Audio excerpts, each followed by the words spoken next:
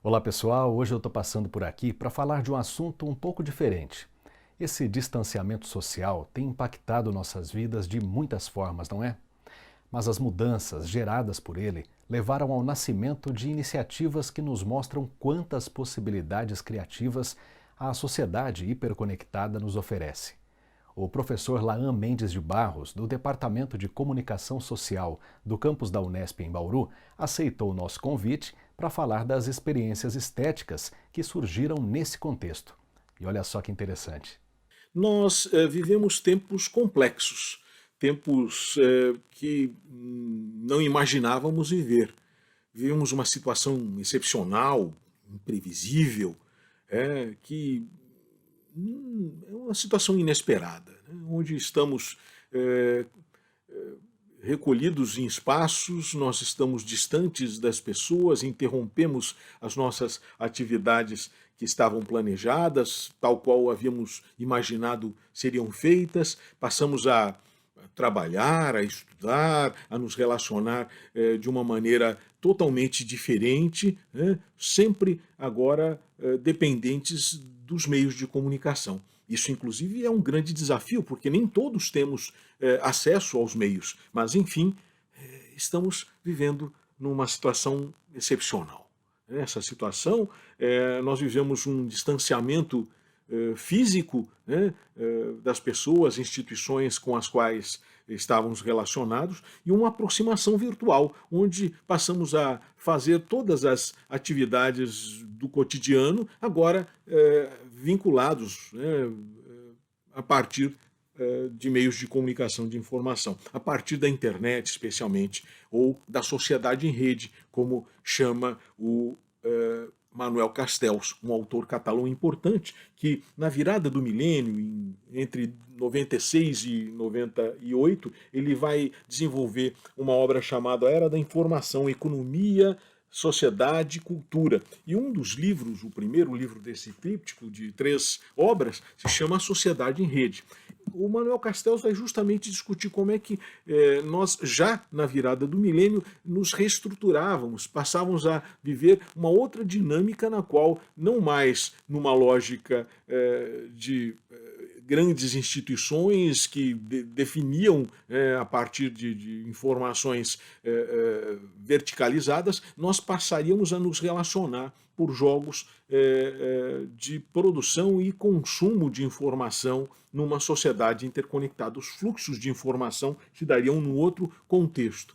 E é assim que nós vivemos hoje, né? A nossa convivência social, tão cara para os seres humanos, passa a se dar por meio da interconexão dessa rede.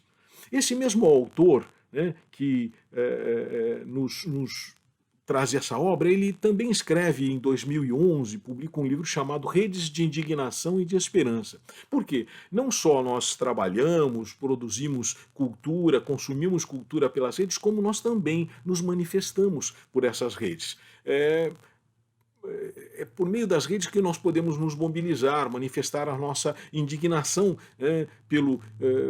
pelas injustiças, pelas situações de opressão que vivemos, como, por exemplo, agora. É pelas redes que nós podemos nos manifestar em defesa da democracia, né? Nos manifestar contra o risco, a ameaça de uma ditadura que está aí, né, a partir do governo que se instalou, né, onde, a partir de uma série de articulações, né, feitas também pelas redes sociais, né, nessa sociedade imediatizada, como vai chamar o professor José Luiz Braga, como é que nessa sociedade onde a vida passa a ser estruturada pelo aparato midiático, pela dinâmica da mídia, né, não mais como uma mera ferramenta, mas como elemento estruturante da vida social, da política, da cultura, das relações sociais, como é que a nossa vida então passa a ser trazida nessa lógica dos meios. E nessa lógica da rede, nessa lógica dos meios, nessa sociedade em rede, é que nós também nos manifestamos, que nós também nos expressamos.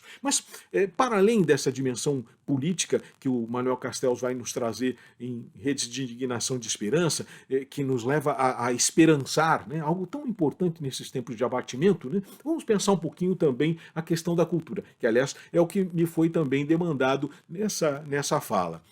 Nós temos produzido cultura de uma outra forma, né, a produção, o consumo de cultura agora se dá de uma outra forma. Nós consumimos cinema, literatura, música, arte em geral, né? Nós vivemos a cultura nestes tempos de distanciamento físico, de não podermos ir para uma praça para assistir um show, para uma casa de espetáculos, e também os artistas, os agentes culturais, né, os escritores, estão se virando para produzir cultura numa outra lógica. Nesse contexto, nós temos experimentado, não só pelas redes sociais, pelo YouTube, pelo Facebook, né, pelo Instagram, pelo Twitter, mas também pelo YouTuber, também por lives, também por podcasts, nós temos consumido informação, produzido cultura, difundido cultura na sociedade contemporânea. Nesses novos tempos, ou nessa situação de atemporalidade, onde a gente se perde um pouco nas relações do dia a dia, onde o dia se torna mais curto, a gente não consegue vencer toda a agenda que a gente havia se proposto, também então a gente experimenta uma nova escala, uma nova percepção das relações de espaço, né? Então não estamos lá, mas ao mesmo tempo estamos próximos uns dos outros, né? Esse distanciamento nos leva a essa proximidade. Pois bem, nessa dimensão me chama muito a atenção as produções que têm sido feitas numa lógica de uma produção colaborativa, porque elas reúnem, creio eu, o que se tem como essência de uma experiência estética. A experiência estética é aquela produção, ela está no plano de uma poética, né, de uma produção estética, mas também está no plano de uma percepção estética. E me chama muito a atenção em algumas áreas, como por exemplo na música, como é que alguns músicos passaram a produzir coletivamente, né? Cada um toca no seu lugar, corais, grupos, enfim, e as bandas, cada um toca e depois aquilo é mixado numa só peça, né, num videoclipe. E alguns videoclipes têm uma natureza muito característica, porque eles são de fato colaborativos e mais, eles envolvem a própria dinâmica entre o artista e o espectador.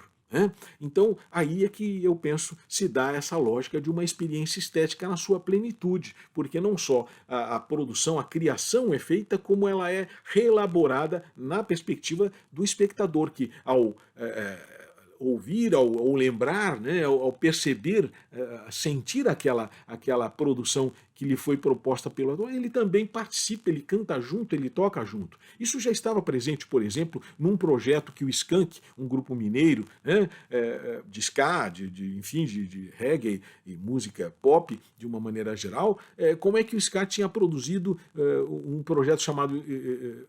Skank tinha produzido um projeto chamado Skank Play. E nesse projeto o Skank convidou, né, os seus admiradores, né, o seu público, para tocar com o Skank. E saiu uma produção de mais de 300 videoclipes, né, com muita gente participando e que depois as pessoas fizeram a sua participação, participaram, tocaram junto com o Skank. Não só tocaram o Skank, mas tocaram junto com a banda que era admirada por esses fãs. Algo que também tem se reproduzido, tem se multiplicado agora nesses tempos de reclusão, onde as pessoas recolhidas nas suas ruas olham o mundo pela janela e querem, e a janela muitas vezes é esta janela em que estamos aqui das redes sociais, e querem interagir com o seu artista, né? E o artista quer interagir com o seu público. Foi assim que o Loborges, né, trouxe um projeto agora recente chamado Da Janela Lateral. A partir da música,